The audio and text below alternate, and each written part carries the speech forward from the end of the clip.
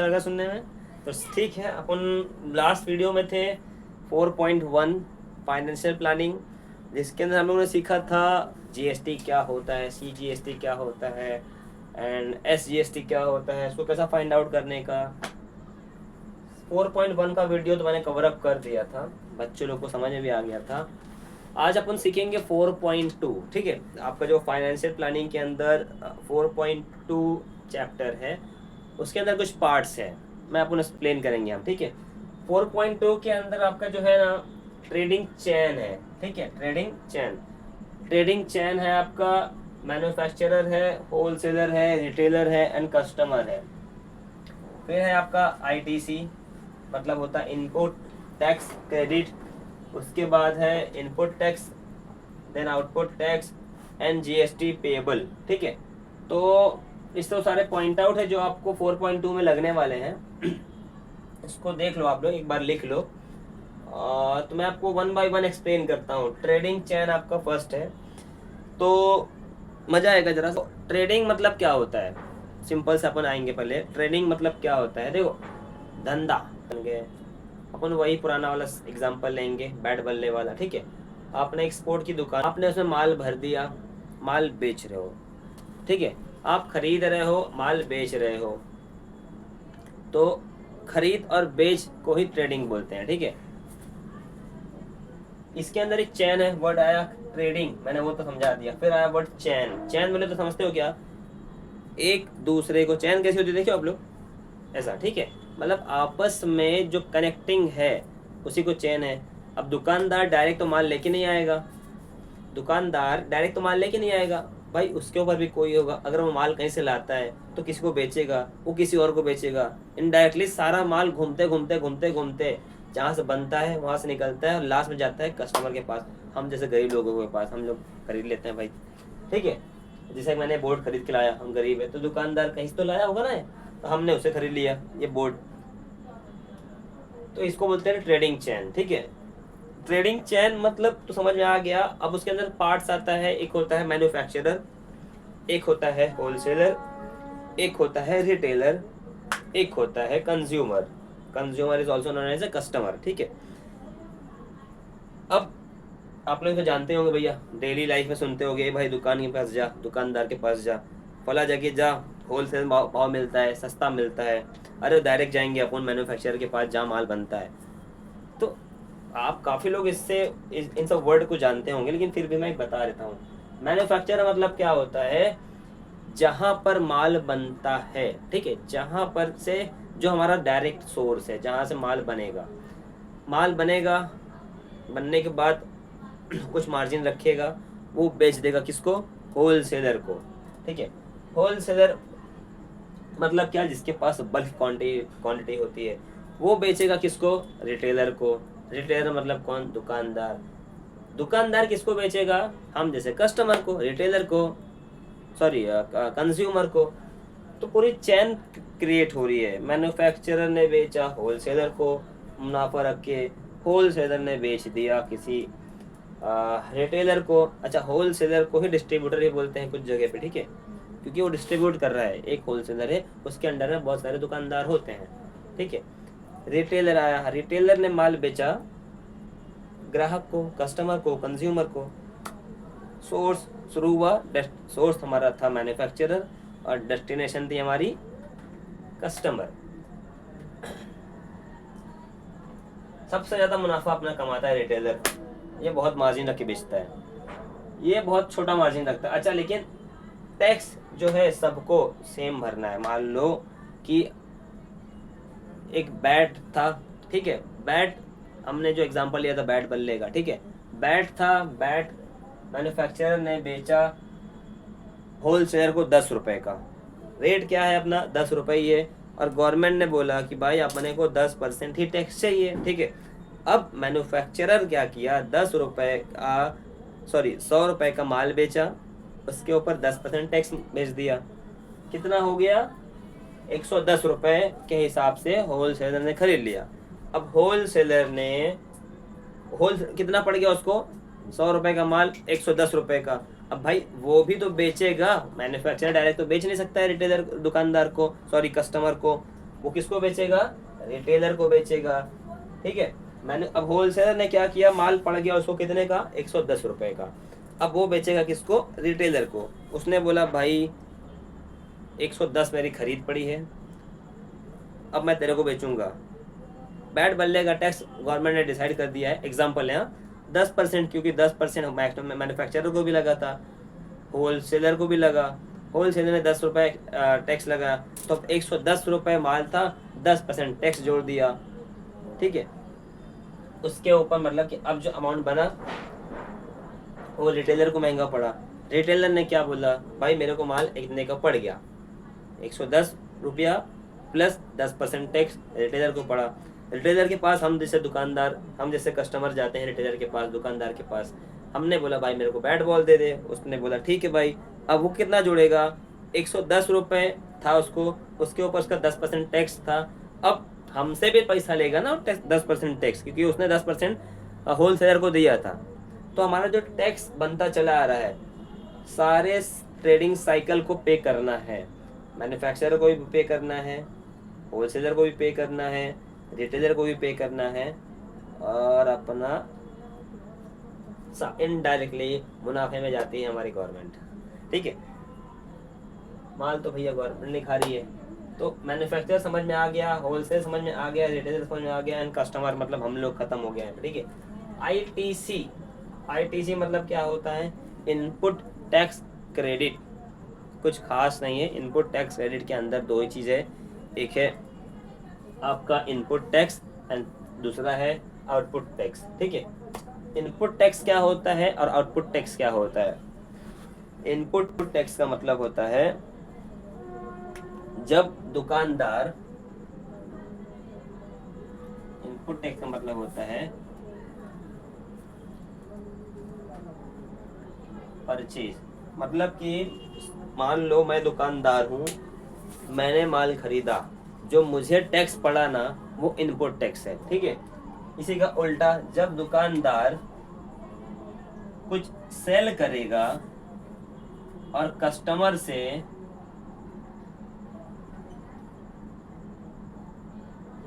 Collect करेगा tax, तो हो गया आउटपुट टैक्स। समझ गए?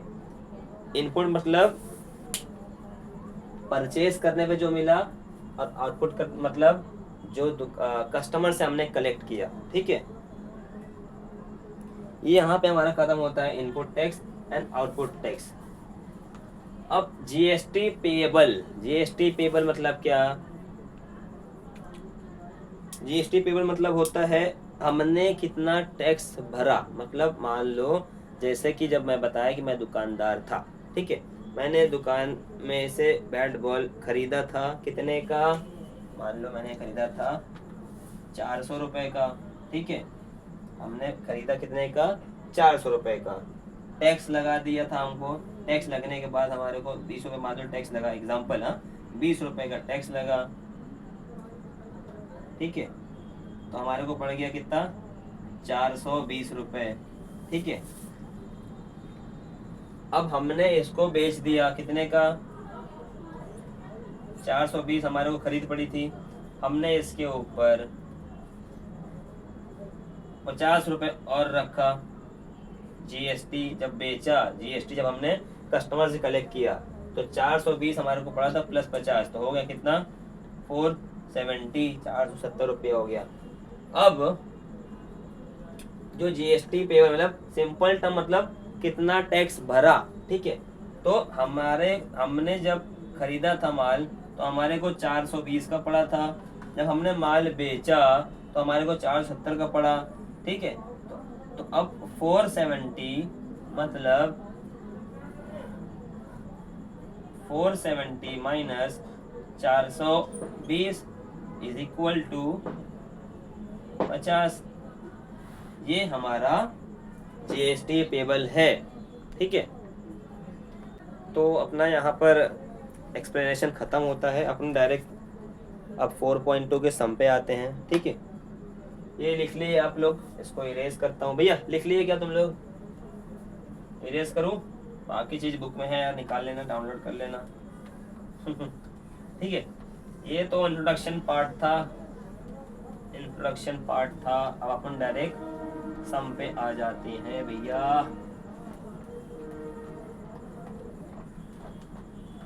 समझ में आया ना इंट्रोडक्शन तुम लोगों को?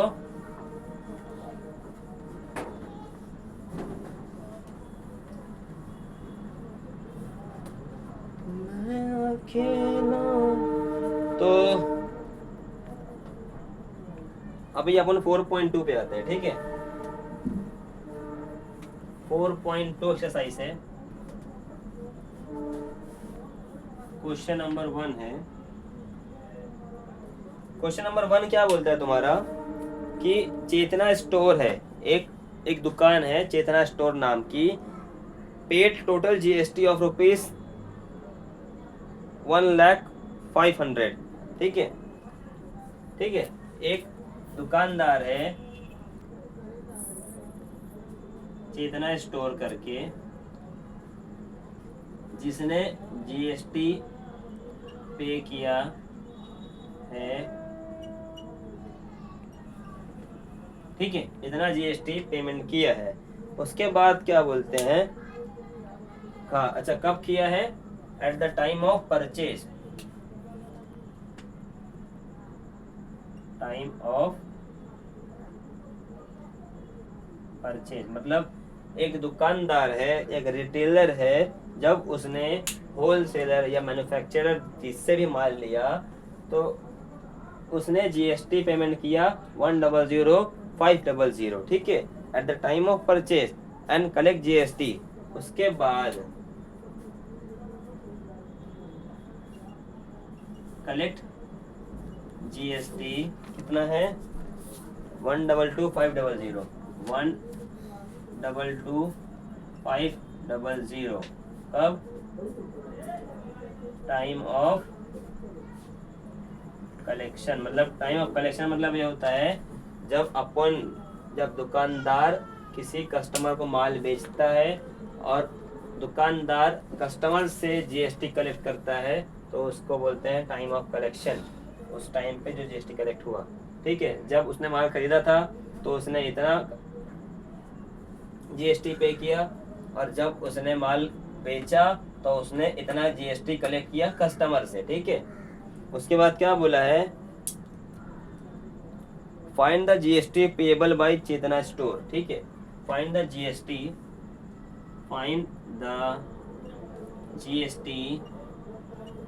पेएबल बाय स्टोर, ठीक है। जीएसटी पेएबल मैंने अभी थोड़ी देर पहले बताया था। जीएसटी पेएबल का मतलब होता है कि भैया कितना टैक्स भरा, समझे ना। सिंपल लैंग्वेज में लिख के दिया था मैंने कि कितना टैक्स भरा।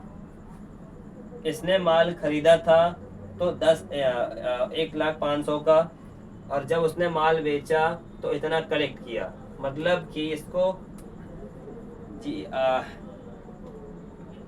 जीएसटी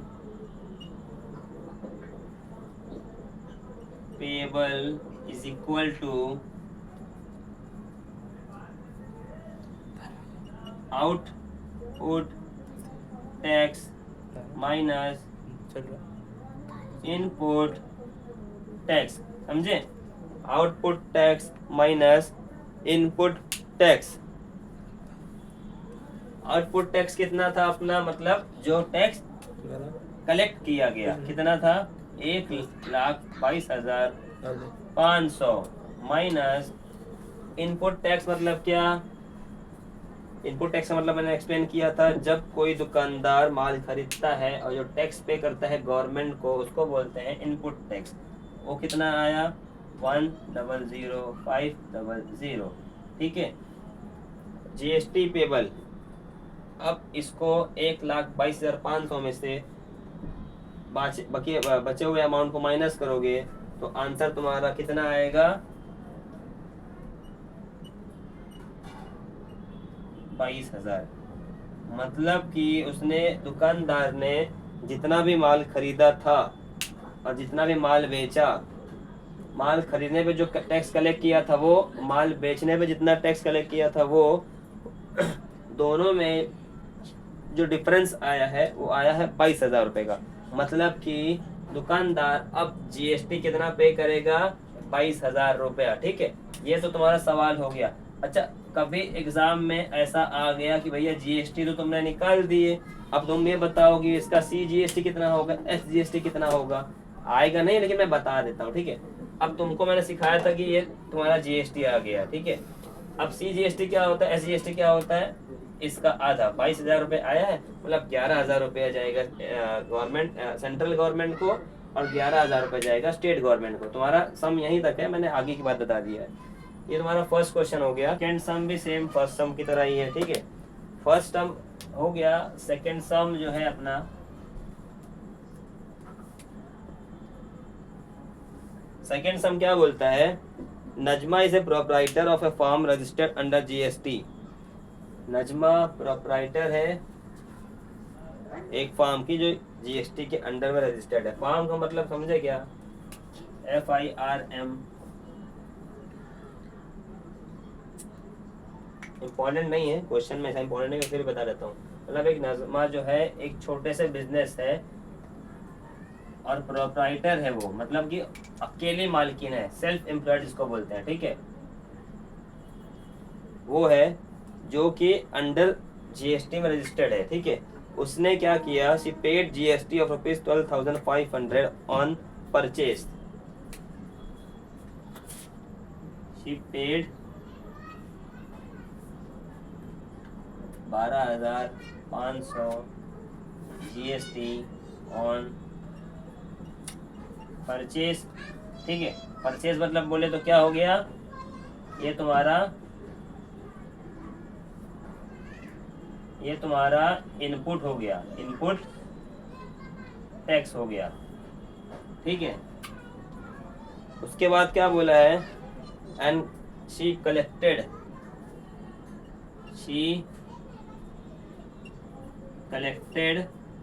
कितना, 14,750 जीएसटी ऑन सेल, मतलब कि हो गया तुम्हारा आउटपुट।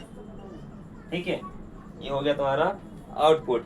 मतलब जो क्या नाम है इनका, नजमा है, नजमा ने जब माल खरीदा था होलसेलर या मैन्युफैक्चरर से, तो उन्होंने पे किया था 12,500 रुपया टैक्स गवर्नमेंट को। ठीक है, लेकिन जब वही 12,500 का माल इनके दुकान में था, उन्होंने कस्टमर को उसी माल को 14,750 रुपये का बेच दिए, जो कि तुम्हारा आउटपुट हो गया। बराबर है।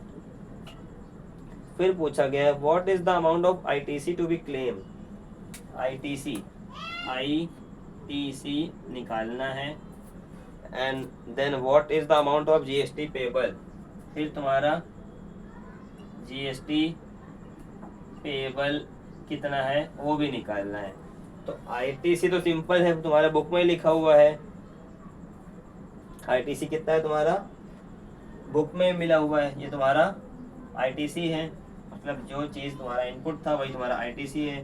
तो therefore ITC is equal to 12,500। फिर उसके बाद तुमसे पूछा गया जीएसटी कितना है, GST payable is equal to output minus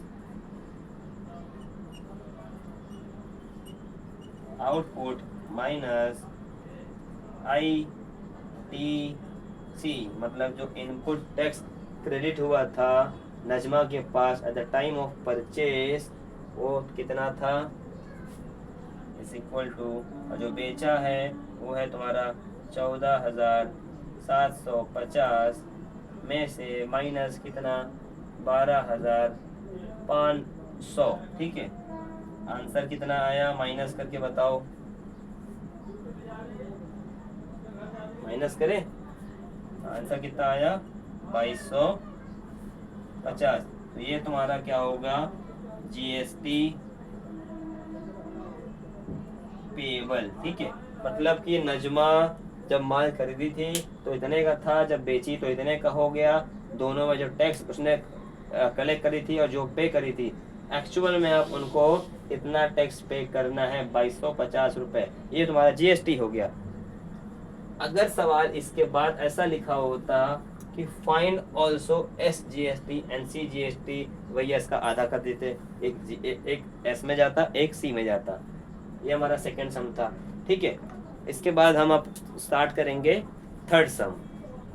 third सम हमारा क्या बोलता है, Aamir enterprise purchase chocolate sauce bottles and paid GST और ₹300। मतलब आमिर नाम की कंपनी है एक, ठीक है, आमिर है enterprise bottle and paid GST, paid GST कितना 3800, ठीक है, 3800। He sold those bottles to Akbari. Aamir sold to Akbari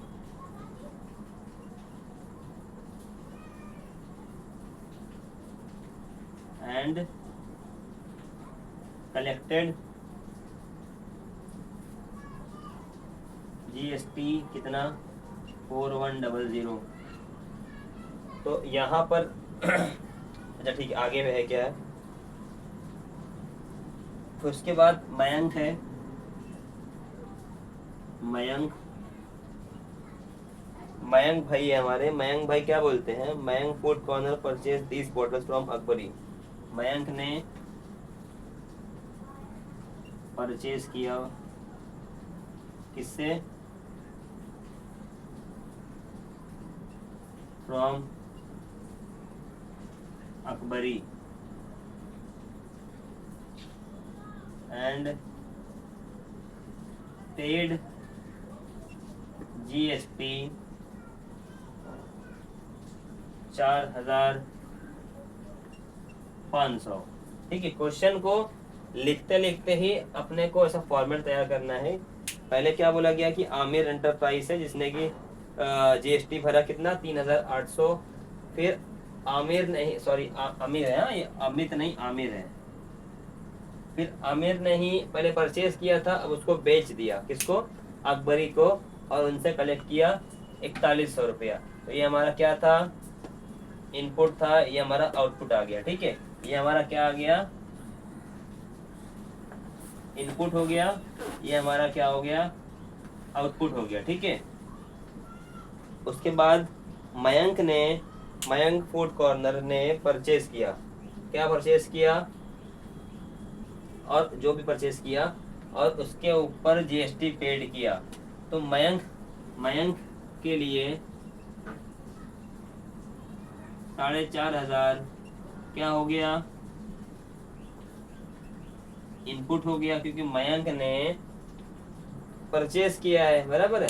purchase वाला चीज हमेशा इनपुट होता है। कितना हो गया 4500 का। लास्ट में क्या बोला है तुम्हारे को, find the amount of GST, find amount of GST at every stage, at every stage and hence finds amount find करना है, और आपको CGST निकालना है और SGST निकालना है। ये लिखने का फायदा क्या हुआ हमारा, क्योंकि हमारे को यहाँ पर सिंपल सा मालूम पड़ गया कि इनपुट क्या था, आउटपुट क्या है, किसके लिए कितना इनपुट है, ठीक है। यहाँ तक तो ठीक आ गया। लास्ट में अपने को क्या बोला उसने कि भाई अपने को SGST भी निकालना है और CGST भी निकालना है। यहाँ तक लिखो, फिर मैं तो आगे बताता हूँ। तो 3 लोग हैं अपने, आमिर, अकबरी, मयंक, ठीक है।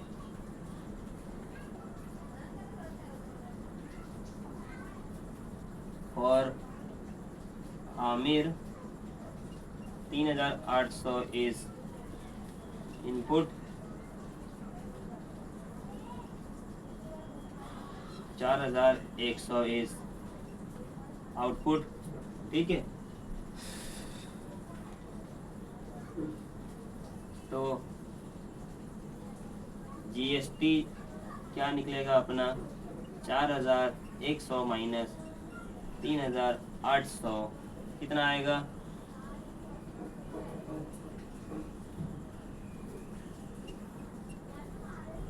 जीएसटी पेबल फॉर आमिर है कि अमित है यार, आमिर। ठीक है, ये तुम्हारा 300 क्या निकल गया, आमिर क्या ऊपर जीएसटी पेबल। ठीक है, ये 300 रुपये निकल गया। मतलब कि अगर 300 रुपये जीएसटी निकला है तो हमारे को therefore CGST is equal to half of GST, बराबर है।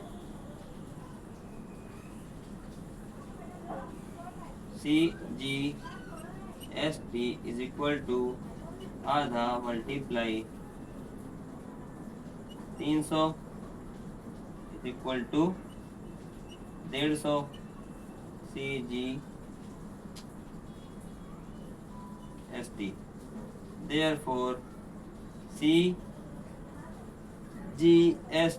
is equal to SGST is equal to 150। ये तुम्हारा CGST निकल गया, ये तुम्हारा SGST निकल गया।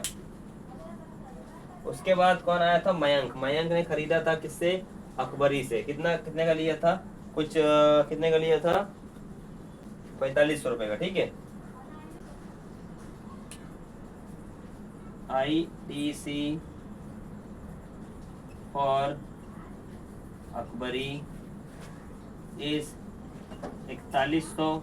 मतलब इसने जब ये परचेस किया था तो इसने कितने का लिया था, 4,100 रुपए का। और जब इसने बेचा, मतलब अकबरी ने क्या था, और अकबरी ने जब बेचा किसको, मयंक को, अकबरी सोल्ड टू मयंक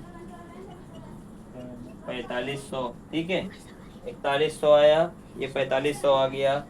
तो जो अपना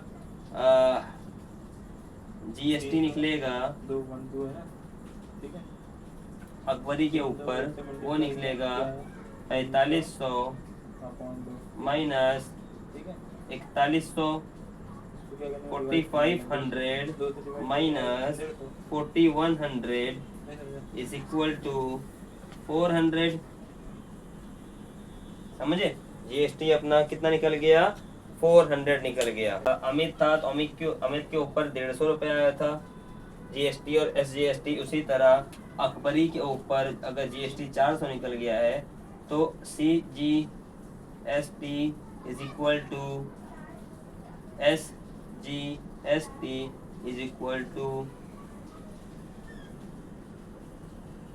हाफ ऑफ जीएसटी, बराबर, हाफ ऑफ जीएसटी। तो इज इक्वल टू 1/2 मल्टीप्लाई 400, तो आंसर आ गया 200। तो अपना CGST भी निकल गया, SGST भी निकल गया। यहाँ तक सम लिखो, आगे का बताते हैं। हो चुका था, बस अपने को भी नरेशन लिखना है। नरेशन क्या था, क्वेश्चन ने पूछा था कि किसने कितना टैक्स दिया और उसका CGST और SGST कितना होता है। ठीक है, तो अपना जो अकबरी था और कौन, क्या नाम था, आमिर अकबर। ठीक है, तो Aamir GST is 300, CGST is 150, SGST is 150। ठीक है, उसके बाद दूसरा क्या था, Akbari. Akbari GST is 400, therefore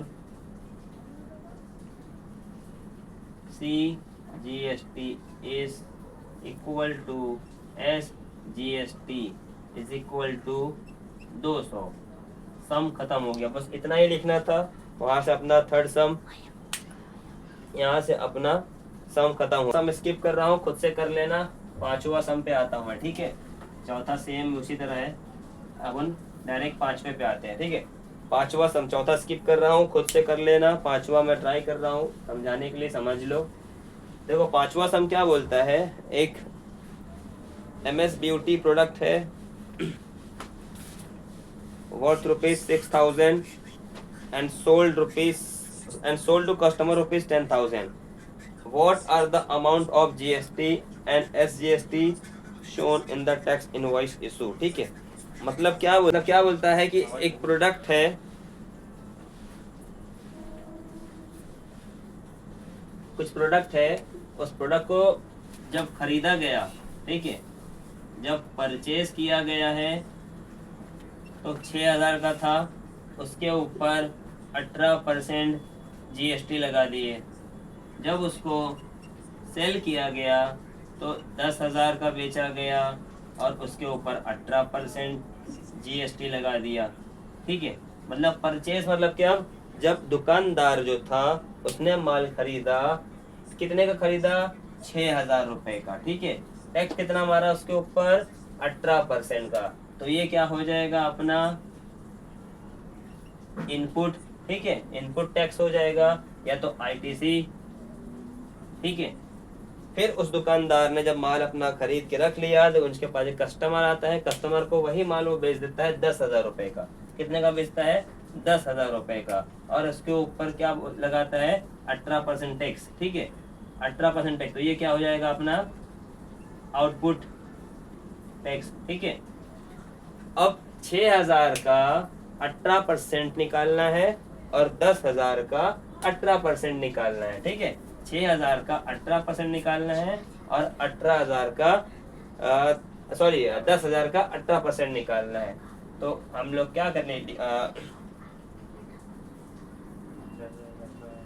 therefore input tax is equal to 6,000 multiply by 18/100।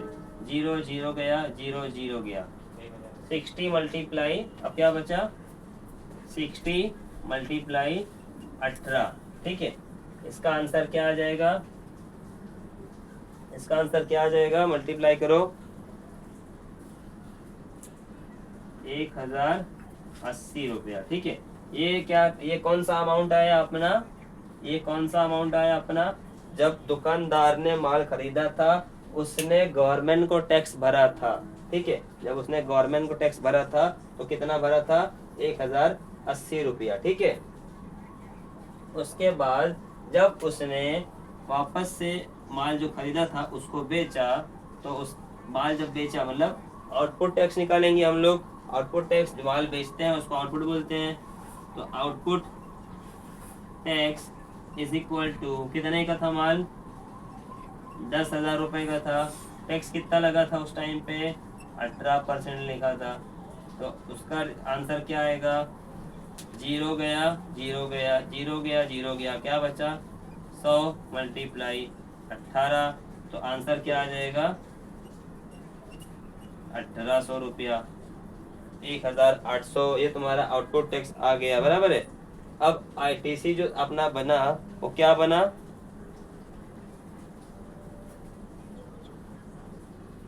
ITC कितना था अपना, ITC मतलब होता है जो हमारा प्रोडक्ट जब हम खरीदे थे और जो टैक्स बना था वो, ठीक है, वो कितना था हमारा, 1,080 रुपया था, ठीक है।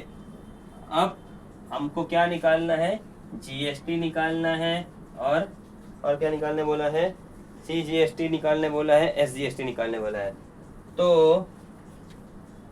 GST is equal to output minus input, ठीक है। तो आउटपुट कितना आया हमारा, 1,800 था, माइनस 1080, तो 1800 में से 1080 चला गया तो कितना बचा अपना 720। Therefore GST is equal to 720। हमारा GST निकल गया और निकालने क्या बोला था SGST और CGST।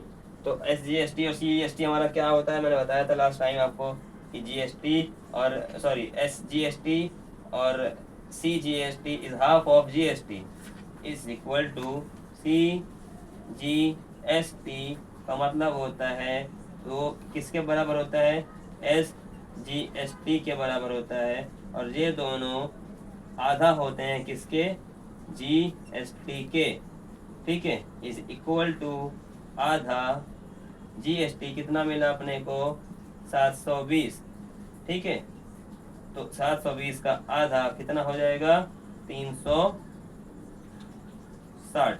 Therefore CGST is equal to 360 rupees and SGST is equal to 360 rupees. ये सम अपना यहीं पे खत्म होता है। इसके बाद हमारा एक सम और बचा हुआ है, 6 है और 7 है। देखो 6 और 7 में कुछ खास नहीं है, डिटेल दी हुई है, बस उसको फिलअप करना हुआ है। ये सम आप खुद से कर सकते हो। अभी इसके बाद हम लोग स्टार्ट करेंगे शेयर्स, ठीक है, तो इसको फटाफट लिख लो, फिर अपन शेयर स्टार्ट करते हैं। शेयर्स के सम करेंगे, कोशिश करेंगे कि आज आपका अरिथमेटिक बोल रहा हूँ, आपका फाइनेंशियल प्लानिंग को आज कंप्लीट किया जाए। चलो फटाफट लिखो।